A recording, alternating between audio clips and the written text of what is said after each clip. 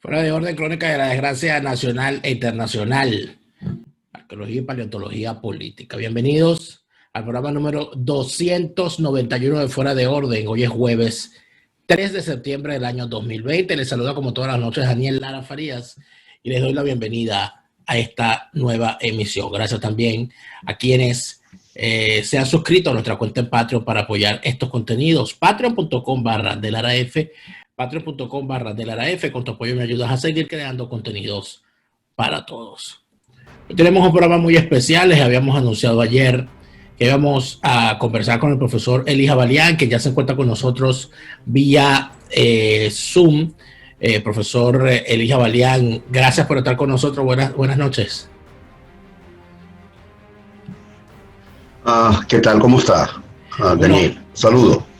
Gracias por estar con nosotros, profesor, para ayudarnos a disipar dudas con respecto a un tema que a veces podría ser visto como algo pequeño o baladí. Sin embargo, queríamos analizarlo con usted de manera que se nos permita entender mejor lo que está ocurriendo. Profesor, hay una duda con respecto a lo que está ocurriendo, porque no se entiende por qué razón termina un sector de la clase política opositora venezolana acudiendo a la mediación de un país que muchos venezolanos podemos ver como remoto. Estamos hablando de Turquía. El profesor Elijah Balián, ¿cómo valora usted esto? ¿Qué es Turquía hoy como para que tenga un político venezolano que acudir a ellos? ¿Qué está pasando aquí? ¿De qué manera podríamos ver esto? Bueno, fíjate, Daniel, después de la caída del muro de Berlín, el mundo ha venido cambiando aceleradamente. El Medio Oriente no escapa. Da la casualidad que cuando Gorbachev llega al poder en 1985, invita a François Mitterrand a visitar a su país, en la Unión Soviética. Y François Mitterrand advierte el estado terrible en que está la industria soviética y confirma lo que ellos ya estaban preparando en Occidente, el terreno. Ya ellos sabían, inclusive los americanos desde principios de los 70 sospechaban de que eso era cuestión de tiempo, la caída de la URSS. Se prepararon los chinos con Deng Xiaoping en el 78 con su reforma económica. Ocurrió la revolución islámica de Irán en 1979 porque venían nuevas realidades. Se estaba retirando la Unión Soviética era cuestión de tiempo su retiro del Medio Oriente y el ingreso de nuevos factores de poder geopolítico. Mientras Irán, fíjate, Daniel, Irán funda Hezbollah en 1982.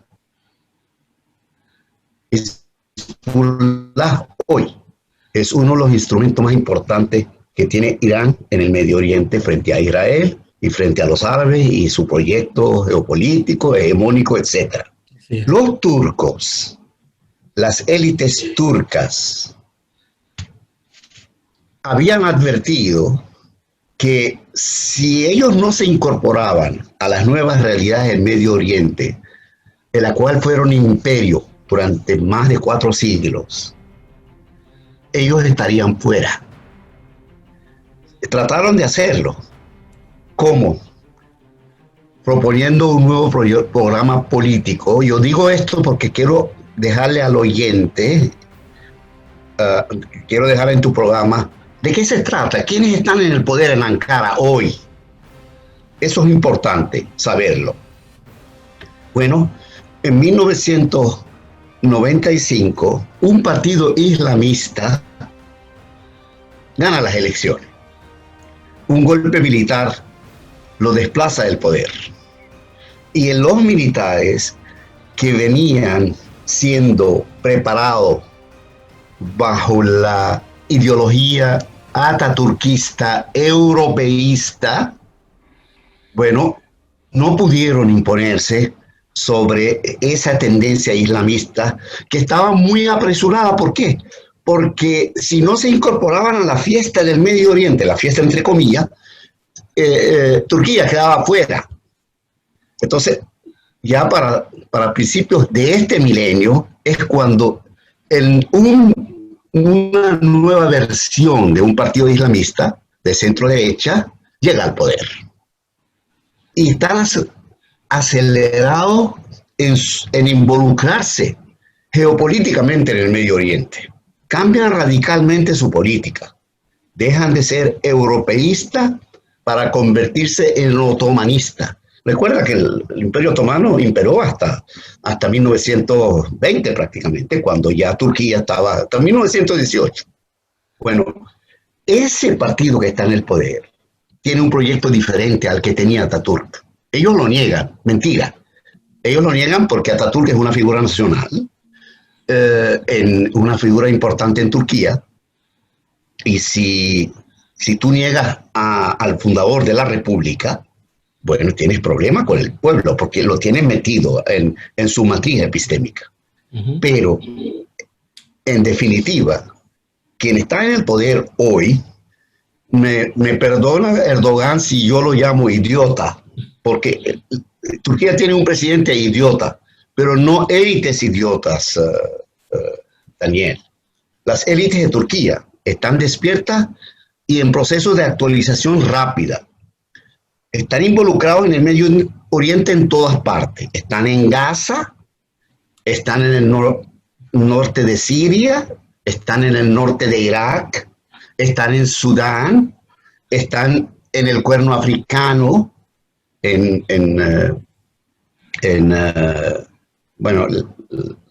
Eritrea, están en Libia hoy, participando en la guerra civil, y están en el este del Mediterráneo, donde ahora tenemos hidrocarburos ahí. Hay una pelea. Están confrontados con Grecia, están confrontados con Israel y con Egipto. Bueno, mira, las ambiciones de las élites kurdas que están hoy en el poder es que su geopolítica trasciende más allá. ¿Por qué? Porque ellos no podían quedarse atrás de Irán. Ellos también tienen un buen tiempo tratando de trabajar América Latina, Cuba, por ejemplo. Lo que pasa es que Cuba es una república hoy prácticamente para planes agresivos, etcétera, prácticamente difícil de manejar, porque los cubanos no quieren ceder el poder que tienen. No quieren, porque ellos si ceden el poder que tienen en América Latina, imagínate. Entonces, de todas maneras, tienen interacción con los turcos, no solamente con los iraníes. Y los turcos ya empezaron desde hace un buen tiempo a crear relaciones con el régimen de Maduro. Porque a diferencia de Irán, que tiene graves problemas para su economía por las sanciones, no por falta de talento, pero claro, la industria turca es una industria prácticamente relacionada con la europea, con la alemana. Los turcos, en ese sentido, la industria manufacturera está mucho más avanzado y podían ofrecerle a Maduro soluciones a la escasez. Claro, no podían hacerlo por la vía institucional, por la vía de las instituciones financieras, como debe ser cuando le imponen las sanciones los Estados Unidos. Por eso quizás el problema de el señor que está en Cabo Verde, por eso quizás si llega a los Estados Unidos, aunque los americanos de todas maneras, ellos saben qué publicitar y qué no. O sea, ellos saben que Turquía está involucrada, pero Turquía no está involucrada en violar las sanciones como Irán. Yo diría que buscan ocupar todo espacio dejado por Irán en Venezuela y en América Latina. Aparte de eso, los turcos son sunitas.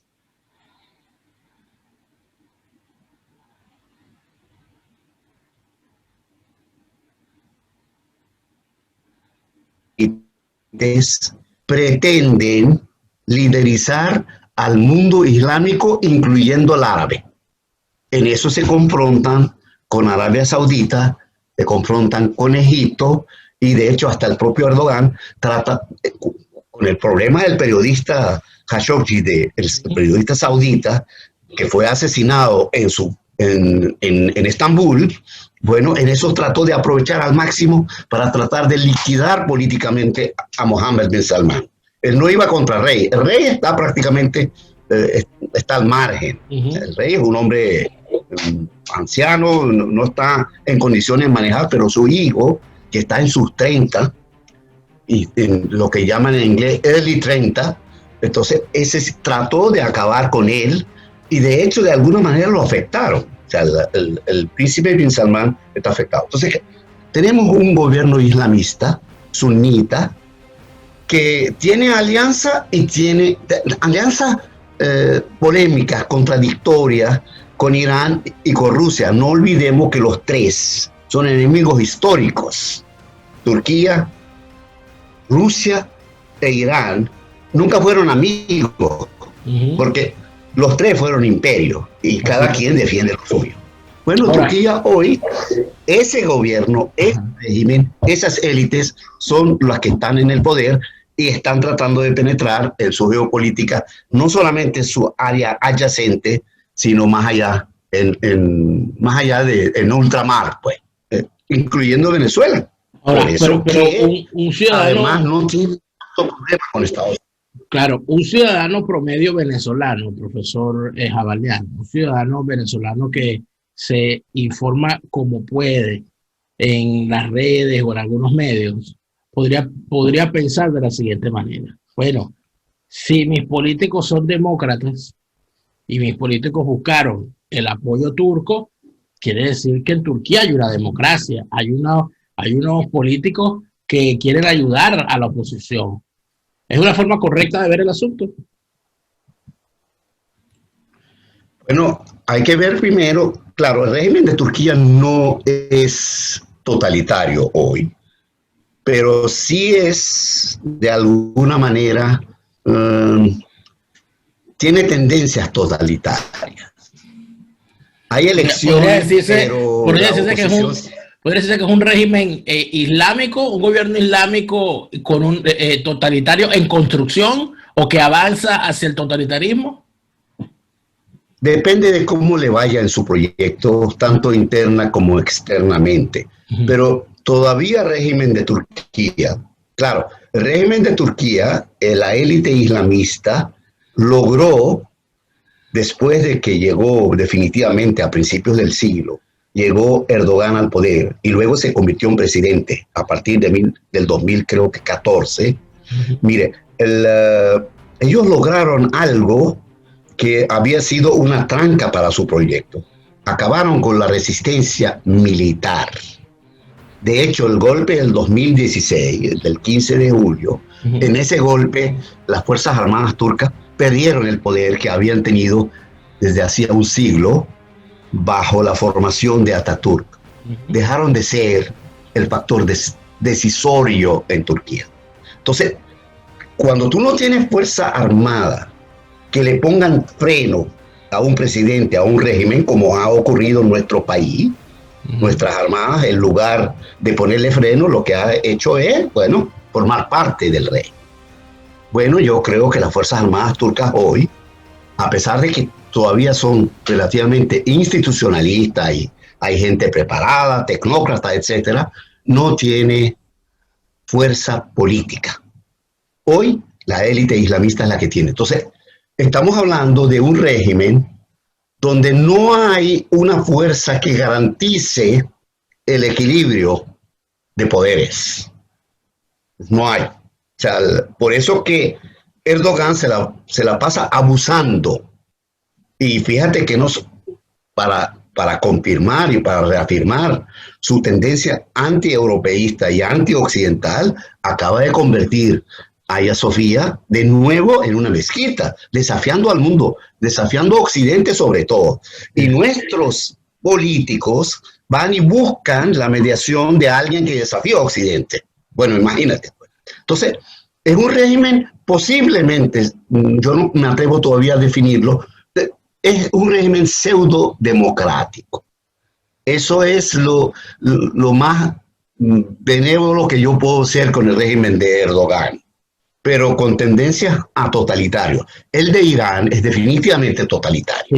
Sin duda, pero dentro de todo esto se entiende que el régimen de Erdogan, independientemente de las características que tiene, algo que sí es comprobadamente, es amigo del régimen chavista.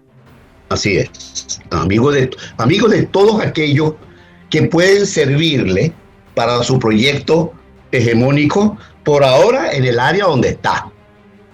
Pero esos regímenes tienen, bueno, Cuba es una islita y Cuba tiene intereses geopolíticos más allá de los mares, pues. Así es. Y es una republiquita, pues, prácticamente.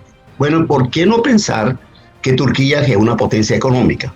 Porque Turquía puede, no te extrañes que pronto, incluyendo a los demócratas que tenemos en Venezuela, entre comillas, los demócratas, no te extrañes que mañana o pasado mañana veamos tiendas turcas, supermercados turcos.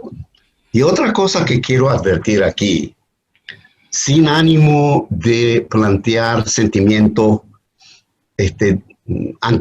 religiosos, no. Si bien es cierto que para mí el cristianismo es importante, yo trato de evitar presentarlo como una categoría inapelable. Exactamente, porque no quiero generar ese tipo de fanatismo. Mira, el actual régimen de Turquía, quizás a diferencia del régimen de Irán, porque el régimen de Irán cabalga la religión, en Turquía la cosa es un poco diferente. No nos extrañemos que mañana oigamos por ahí que vienen planes de construcción de mezquitas en Venezuela, pero de turcos, no de árabes. No, o sea, entonces habría hasta penetración cultural. Todavía está en los planes. Ya lo dijo Erdogan más de una vez, que él quería poner varias mezquitas en La Habana y en Cuba. Yo no sé en qué paró eso al final. ¿Sabes que el régimen de La Habana es un régimen que acércate pero no me toques? Sí, pero además de todo esto, el profesor Abelian, ya tenemos que hacer un corte. Pareciera, nosotros tenemos una clase política, y no de ahora, de hace bastante tiempo, muy ajena al quehacer internacional. Así es. Tenemos a unos políticos, además de eso, y unos partidos que ni siquiera tienen adscripciones a conglomerados partidistas internacionales, con contadas excepciones. Las que los tienen están en la Internacional Socialista. Así es. Pero no parece haber, como sí lo hubo en el pasado, un referente venezolano en la política partidista internacional, ni pareciera haber unas vinculaciones con grandes líderes internacionales en Venezuela. Nosotros tuvimos una figuras importantes para la socialdemocracia internacional, inclusive ideólogos como Rómulo Betancourt, sí, o figuras como Carlos Andrés Pérez, y tuvimos ideólogos y figuras de la socialdemocracia como Rafael Caldera. Hoy tenemos a unos políticos de la medianía sin obra escrita, sin figuración, y que cuando están metidos en un berenjenal es siempre alrededor del tema electoral, nunca alrededor ni de una discusión ideológica, ni mucho menos de una discusión sobre la geopolítica de sus andanzas a lo interno de Venezuela. ¿En qué afecta lo que está pasando a Venezuela, a Turquía. ¿En qué afecta al devenir político en la Venezuela del futuro esta entrada de Turquía a nuestro quehacer cotidiano político? Al regreso del corte comercial seguimos conversando con el profesor Eli Jabalián sobre este interesante tema.